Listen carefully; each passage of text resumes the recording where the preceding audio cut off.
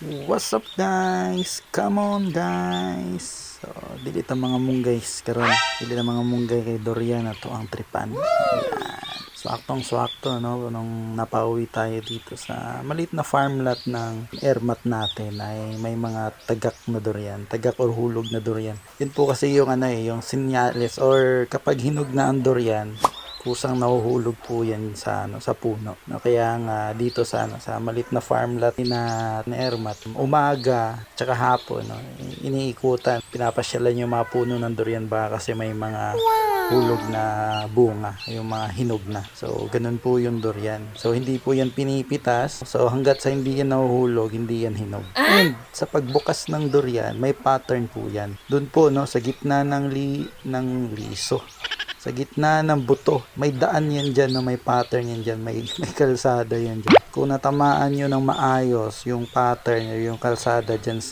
dun sa gitna ng buto ng durian o laman ng durian, mabilis at madali na lang po yung pagbubukas niyan, tulad po nito.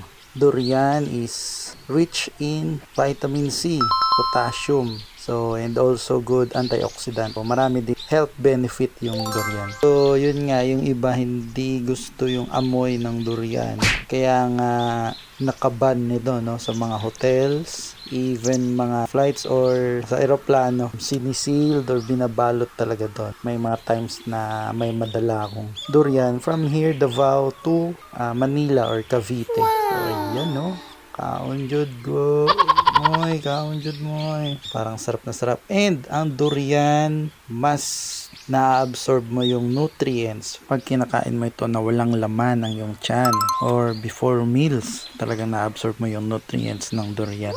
So yung durian considered king of all fruits. Matinik-tinik talaga. Do mabaho, masarap. Ika nga nila, smells like hell and tastes like heaven.